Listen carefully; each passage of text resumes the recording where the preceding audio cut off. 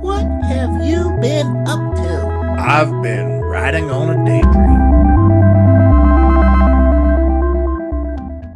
Alright, let's turn around. Oh, I like this. Oh my.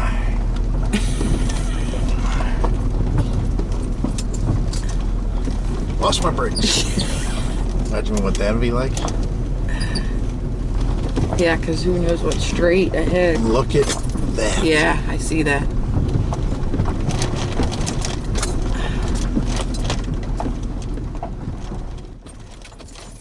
Hey YouTube, thanks for checking us out at RV Daydream. And what we've got going on here is a drive to Lusk Lock. Now, this whole video sequence is kind of backwards. This is actually near the end of the day. It's dusk, and this park closes at dusk. So basically, I'm just showing you this drive down and how humorous it is that I only have a two-wheel drive truck. And then on the way out, we took some still shots. I'm going to show the still shots, and then I'll show the drive back out up this hill because, again, it's kind of humorous. But when we made these still shots, we were on the road that first came in, and this is looking down over the edge. There's no guardrails or anything like that, and these are like 50, 60-foot trees, and you're at the top of them looking down into this valley that there's a little creek, or not quite a river, definitely part of the canal system. You can see the cliffs over there, the rocky part, really cool. We wanted to explore all that, but again, the park was going to close. We didn't have mosquito spray on us, and we were coming back and just thought we'd stop and check it out. We're going to explore that later. This is the drive back up, and again, we thought that it was kind of humorous for the fact that the truck is only two-wheel drive, but it is a truck, and this is a road of some sort, but it's all washed out in a couple spots. And good thing this camera has built-in digital image stabilization. If you want to find out what cameras I use, that's on another little video that I did somewhere on here. You want to click that in our RV Daydream repertoire. But these things really made the truck steady out versus what it was doing. But we made the hill. We're going to head back to the campground, and whenever we get to the campground, you'll see that a lot of the campers have left. Obviously, the update that we're going to do a little bit later that was shot earlier in the day, you'll see a lot of those campers leaving. It's kind of like a mass exodus. Everybody comes in for the weekend, hangs out, and then takes off, obviously. But it was a lot of fun, and now we're going to be seated and talk about the things that we're discovering about camping and RVing in general and what it means to us at this point. So let's jump into that little session.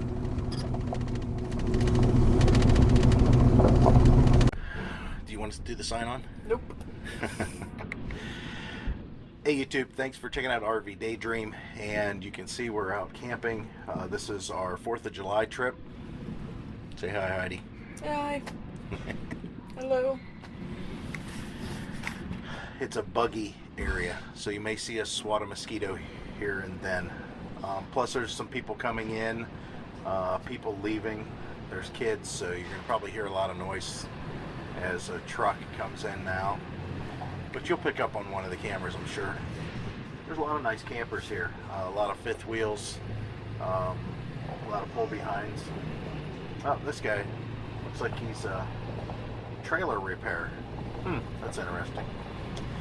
Anyways, we wanted to give you an update about our full-time RV and trying to get to that point.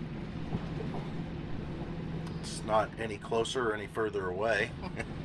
But we are enjoying ourselves camping, and we are finding things out about our camper that we would have to change. Even just for camping reasons, we would have to change. I did a review on this mat. You guys may or may not have already seen it. We got to get a broom. There's something that we need to buy. We didn't expect. Heidi wants to get one of those collapsible rakes. I don't know why. Why did you want to do the rakes?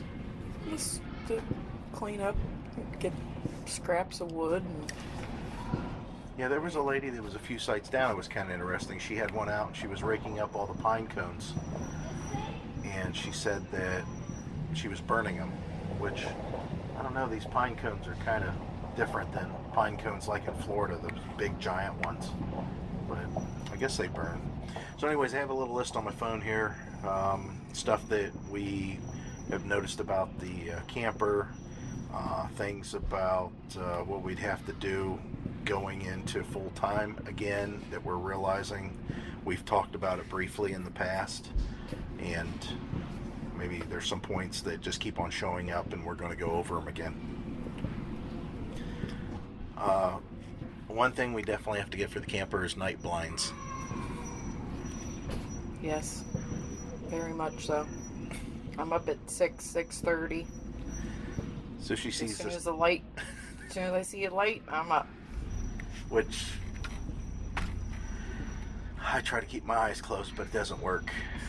Yeah, we need night blinds. We have blinds on the windows. It's just they allow light in, which is nice during the day.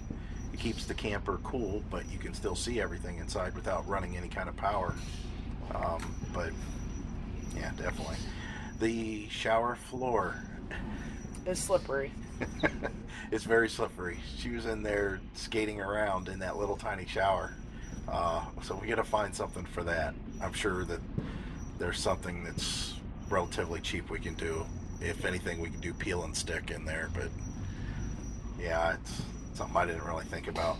We also need a trash bin for the inside. We have a real nice trash can that we have outside that is old. It's an old, oh, I don't even know, from the 60s maybe, trash can, and it's the perfect size. It's real small. We've had it with our last few campers. We painted it to match our last camper, and it does a good job for outside, but anything inside we've got on a bag hanging on the cabinet, so we're gonna have to do something about getting a trash bin built in. We definitely need an RV fridge. That little apartment sized refrigerator we got going on in there, the temperature never stays consistent. Half our stuff was frozen. I just had some bologna sandwiches. You can see the plate here. The mayonnaise was frozen. That was interesting. Never put frozen mayonnaise on a sandwich before. But they're expensive. But I know that it's definitely a feature that we would need if we would try to even boondock. That thing runs on just 110 or 120 only, so we would have to definitely... I think they're bigger too, Oh, they're definitely bigger. because this one's pretty small. Can't hardly put anything in there. This is the title that I have written down on this line. It's called Poor Old Truck. The truck, it pulls the camper, and it does a great job. It's just working it harder than I want it to. Heidi knows. I mean, you can feel it in the brakes. When we go around corners, it pushes the truck in a weird way. I actually had some sway go on, and I'm kind of shocked about that, because that truck, being that it's a 8-foot bed extended cab, I can't believe that I had some sway going on at highway speed, but I did. And there was a stretch of road that we ran 4,000 RPMs at full throttle to maintain speed for about a mile. And I don't like doing that to a small block engine that's got 195,000 miles on it. So we're going to definitely have to go to Ford on Monday and finance a brand new truck. You're funny. It's just a thought. We were talking about trying to free up a little bit of space inside there and make a little computer desk in the corner where that cabinet is, instead of using the table as a computer area, which works okay, but it does take up some space. And I don't even have the leaf in the table to allow it to be a little bit longer, but it's just something that if we stay in this camper for working on the computer, editing videos, anything like that, doing our business, whatever that may be, yeah, we need to do something for that. Again, that's staying in this camper. Our current cell phone plan works off the basis of Wi-Fi, and that you're mainly going to be in a Wi-Fi rich area. That works excellent for us while we're at home. But right now we are roaming, and our gigabytes are piling up on our current plan, which we get 5 gigabytes. But I'm at 1.69 gigabytes already. I'm probably over. And, We can't. and how, I mean, roaming, you don't even get data. I know. How many days is the plan hold? It's just a few. Yeah, I think it's 4 days in. Yeah, so yeah, we're gonna have to find another data plan, and it's gonna have to be like a MiFi thing, to where we have a hotspot that we tie into. It'd be like the router at home. You just tie into it and get your info. So going back to what we were talking, jumping back a little bit, a new or newer camper and features. We're not a big fan of the slides. Just, to me, it's something more that you have to worry about taking care of when you're out. Just like these people here. You can't just pull in and worry about your awning. You gotta worry about your 2 or 3 slide outs. Yeah, I mean, in this area especially. Yeah, this site is, which you've seen, I'm sure already, is just flooded with trees. And the trees line the lots in which you back up to. And it took them a while to figure out exactly how far their slide could go out. And their awning still open up without hitting trees on both sides. So that's an issue. We don't think that we would want slides. Well, I mean, we may change our mind. We don't know. But I know that everybody's, you got the awning over the slide. You got to take care of. You've got to powder and lubricate the rubber and all that. I don't know if I'd want to do all that stuff. One feature we both want, definitely. Bigger bathroom.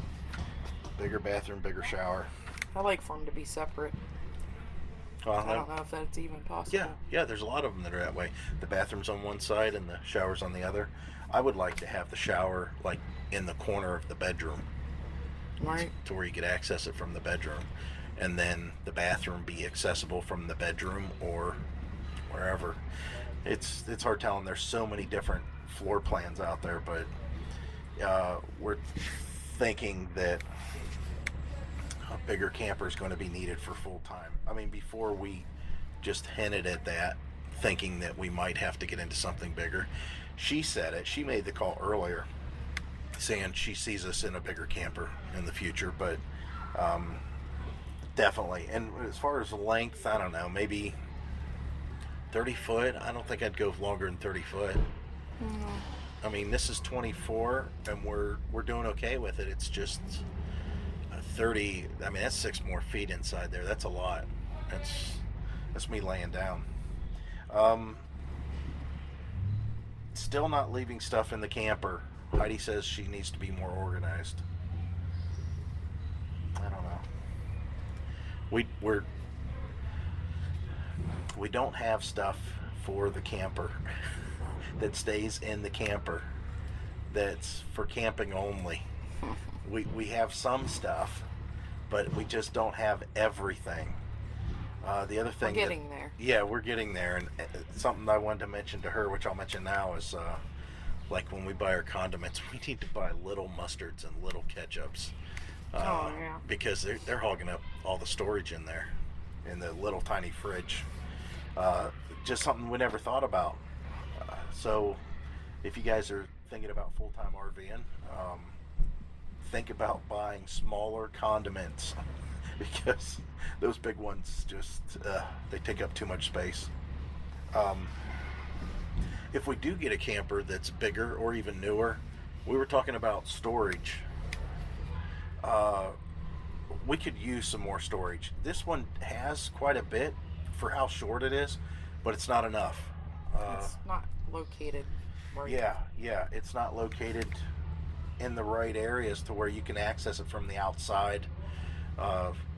You can access the underbed storage okay, but there's a lot of it getting wasted because it's too much of a hassle picking up the bed, letting down the bed, picking up the bed, letting down the bed every single time you want anything in there. So that's the biggest storage area. And yeah, it's huge. It's really big. Yeah. The back part is for you can access underneath the bed from the trunk in the back of the camper. But I noticed that there's a lot of areas that they could have put outside. They could have put outside access doors, but they didn't for whatever reason. We could add them, but why? I mean, if we're going to go into a different camper eventually, why would we do that? Where we want to camp. Some of the places that we want to camp, we can't. And right now it's because of my truck. We want to... I know I do. I'm sure Heidi too. What am I going to say? We want to get to the beach. Yep, there you go. I definitely want to get to the beach. I want to camp on the beach. There's places in Myrtle Beach you can do that. There's places in Florida you can do that. And my truck is lucky to make it back home from here. Which is, what, an hour away? Yeah, it's about an hour. I would not trust it. And part of that has to do with me being a mechanic. I hear and feel every little tiny problem with the truck that shouldn't be there. So it's kind of depressing because I can't just hop in and drive and just enjoy the drive and make sure that I'm pulling the camper behind me straight and everything's going okay. I'm worried about, is this rattling? Is this, I feel something there, it's pushing here, it's vibrating here, it's making a noise here, it's just too many things going on. And I don't plan on driving a long distance pulling a camper and having a drink and listening to the radio and have my arm out the window and forgetting that I have a rear view mirror. But with this truck, I find myself just always keeping an eye on everything, and it's too much stress to drive such a short distance. So again, on Monday we're going to Ford and Heidi's going to finance a new truck. That's not happening. The mosquitoes at this place are pretty rampant. Really terrible. It's the worst part. Yeah, we couldn't sit out here. There was a couple days we couldn't sit out here. Oh, we got some bug spray though. Oh, it's inside the camper. Yeah, it's called Repel. It's lemon and eucalyptus. Yeah, lemon and eucalyptus oil. It's rated really high. I'll put a link down below. It's not very expensive for the little pump bottle, and it's lasted both of us so far this week. It's very worth it. Yeah, I can't believe how well it works. I mean, everybody's used off and other things and citronella candles, and if you spray yourself down, which we've never had to before, they're just terrible out here. The Eat You Alive out here, all the campers said that's the worst thing about this place is the mosquitoes. So aside of having to smell like bug spray, that spray's not so bad. It is if you spray yourself and go into the camper. It's DEET free. And it is DEET free, but it will definitely repels the mosquitoes. Yeah, I've got it on my arms and my legs and on the back of my neck a little bit. She didn't spray any. That's why I reached over. She had some. Now I don't have any on my face or ears. I don't want any on so I'll get a mosquito occasionally that flies around that I gotta take care of. But as far as my legs and that, nothing's bit me. It's stuff. They've got these big, tall mushrooms here too, and they stink like vomit if you knock them over. They're really nasty, but I can't believe how fast they grow. The one mushroom was only about that big when we got here, and now it's probably that big. I don't know. I didn't know mushrooms grew that fast. But it's kind of an update. This is where we're standing. Heidi's quitting her work on Monday, and she's going to Ford and financing a new truck. That really makes sense. Yeah, it doesn't make any sense. Because in my purse is some lottery tickets that we don't know if we won or not. I told him we shouldn't look until we get home. We don't hardly ever play the lottery. Once a year. Yeah, if maybe a handful of times. Yeah, but I had a dream about the lottery, and I never dream about the lottery. I mean, it wasn't like I was thinking about the lottery or money or anything that day, and I had a dream about it, so I told her to buy a ticket. So maybe we won. Most likely we didn't. Don't have that kind of luck. But I've got to get into a new truck. I've got a few of them that I've been looking at, and it seems like that if I spend anywhere from $6,000 down to $4,000 on a truck, we could get something very decent. However, I'm looking more at the range of $3,000 to $2,000 for a truck, and getting something that I might have to fix, because quite frankly, for that kind of money, even $6,000, you're still going to have to put money in. Yeah, you're going to find stuff that it needs. So why not get into it and find everything that needs fixed, right away? It's not a big deal, I guess. Plus the time that by the time I retire, we'll be into a couple more trucks by then, I'm sure. I don't know. Maybe Let's we can see. work You're ourselves going to up to retire next year, so That's not happening. I always tease her. Well, you don't have to retire. All you'd have to do is just Quit. and we'll just go work somewhere else. I mean, I'm sure somebody would be willing to pay you the kind of money you're making now to work somewhere else and did basically the same thing. But that wouldn't allow us to travel full time. Right. I mean, Have to find something on the road. it's kind of funny that you would think that there would be places out there or some sort of a And there may be. well, yeah, I guess that's the way Manpower was supposed to have been originally set up, to where you could just be a member of Manpower. Is Manpower still around? I don't know. Is it called Manpower? Maybe it's not Manpower anymore. There's a couple of And then there was one called Kelly Girl. I don't think that's around anymore. But anyways, those temporary agencies, their advertising that they put out was basically, if you sign up with us, you can go anywhere in the country and walk into our office and they can find you a job because they have all your information on record and on file and all that. I don't think that ever really caught on, but it's kind of funny because I would think that some of these shops, for example, in my case, mower shops, there might be a mower shop that needs help for a couple weeks because they got behind. Well, there should be a place that they can advertise that. There should be a place that's not work camping, but some sort of a temp website that anybody that needs temporary help anywhere in the country can say, hey, I need somebody for 2 weeks. I'll pay them X amount of dollars. This is the area. You'll be a contract employee. We'll do it under a 1099. Whatever, or they say this is a cash job, whatever the case. You would think that would be a good thing because that would be awesome. I could just go to any shop in the country and bring my tools and knock out a bunch of mowers for them for a couple of weeks. They get some good work out of me. They get their overflow taken care of. They get back down to level to where they don't need any help, and they can let me go, and I don't feel bad about it, and they don't feel bad about it. Same with her.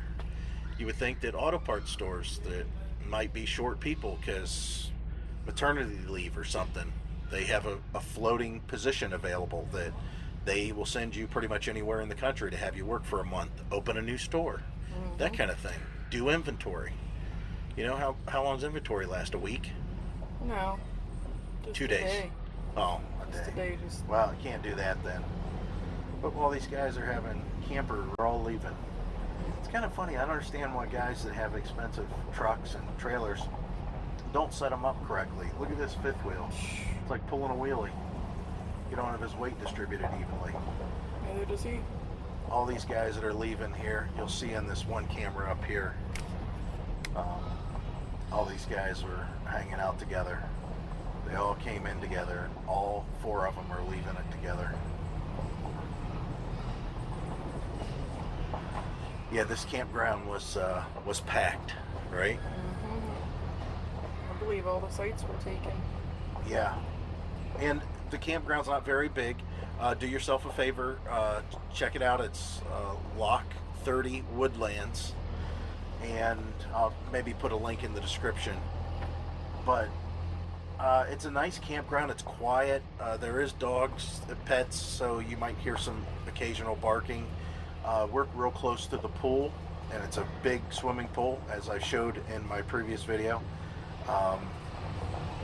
Not a bad place overall. I like it. I would think if we came at the right time of year, if mosquitoes weren't around. But we had so much rain. It's just been a deluge of rain in the last week, 2 weeks coming up to this. So I guess we should have expected that. Yeah, it's pretty pleasant though. Being that it's all wooded, it seems kind of serene and tranquil. It's a gravel road out there with these big speed bumps, so people aren't speeding. Kids for the most part aren't riding their bikes all around, and you'll see them occasionally, but there's a playground and there's a bunch of stuff to do. But that's kind of our update. That's kind of what we came up with as far as talking points here. We did travel lighter this time. We left one of our folding chairs at home. It's kind of a carry-on bag thing that folds out pretty big. It's been to almost every beach for how many years now? Since the 90s. Mm-hmm. Every beach that we've ever gone to, that thing's seen. It's funny because I was telling her every time I pick it up and put the strap over my shoulder, all I can think about is, am I sunburned? Because there's lots of times that we were at the beach and I put the strap on my shoulder to carry the chair back up to the hotel or whatever, and I've been sunburned. No kids this time, and that's probably it. I can't imagine them ever wanting to camp with us again, which is kind of odd. We left our son to man for himself. We'll see how that works out. Yeah, this is probably the first time that her and I camped alone, except for the Put in Bay when we did a tent camp. Mm-hmm. And that's it, right? Yeah, we've never camped alone other than that. And that Put in Bay thing, that was kind of a party atmosphere deal going on there. And there's something that I would like to do too. I'd like to try to take a camper that might be set up more for boondocking to up there. Mm-hmm. But they only have very limited sites that are electric only. Right. There's no full local. Yeah, which is fine. Their showers are okay and all that, but it'd be nice to have a good battery bank and be able to power all our stuff the entire weekend if we didn't get an electric site. Have water. Actually could take a shower if we wanted to. But again, that refrigerator's got to be taken care of for that. So who knows? Anything else you can think of? I'm sure there's I think you covered. Mm-hmm. You can think of something. We did try to explore the area. He tried to explore the area. Oh, that's what we wanted to talk about. Making a plan. Whew. And not last just driving.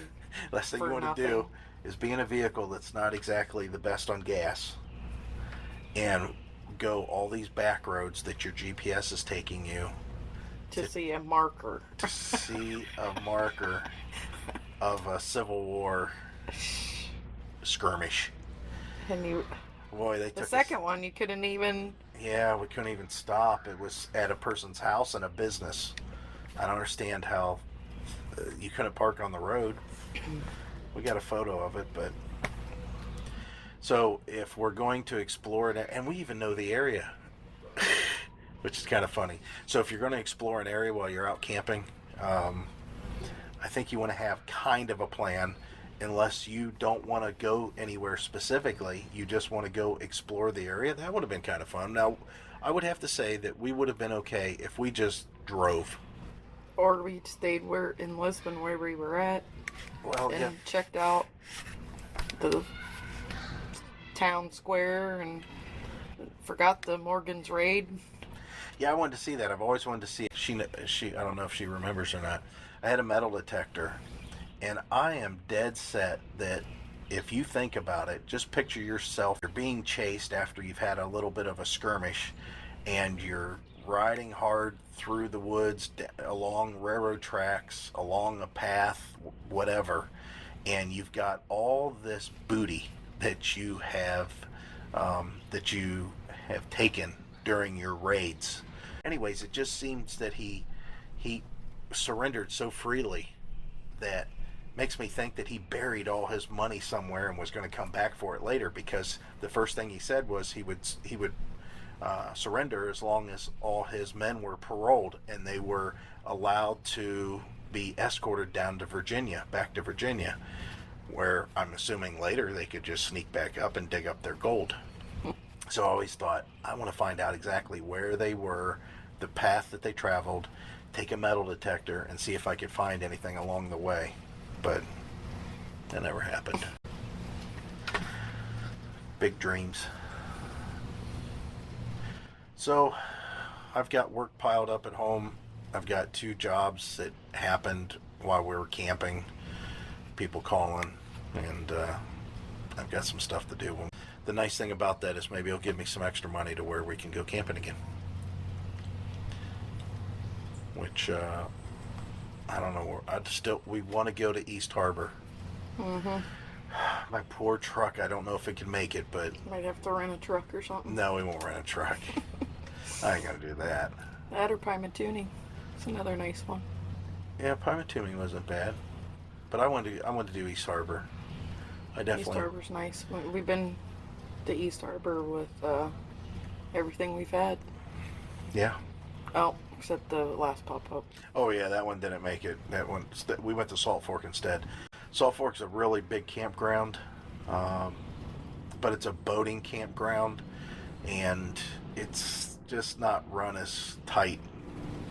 Yeah. There was just some unsafe stuff going on. We watched a kid get hit on a scooter because he was riding a scooter. You're not supposed to. We found a bunch of people that were riding in the boats that were on trailers and in the back of the trucks. Kids sitting on the tops of trucks and in the boats as they trailered them down to the launch ramp. It was mismanaged.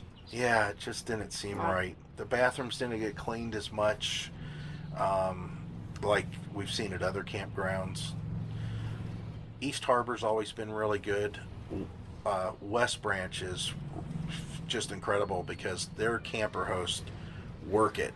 They work that place. You'll see camper hosts doing everything they're supposed to when they're supposed to. But that's not the case with Salt Fork, or even Put-in Bay. The camper host up there, they just stayed in their campers. But that's something we might have to do one day. We'll become camper host. The only thing about camper host at state parks in Ohio, at least, they do not give you sewage. You don't have a sewer hookup. The only thing that you have is electric, but that's it. So I think that they do that on purpose. Just make sure that they know that the bathrooms are clean or dirty. Yeah, we're thinking that's why they do it. So they have to be the ones going into the showers, the bathrooms, and using them themselves to the point where... But that's not necessarily true either, because if you wanted to, we could set up, we could bring in portable water. How many trips would we make with, if I had 5 or 4 6-gallon containers? What's that, 2 trips? Yeah. And we could fill our freshwater tank.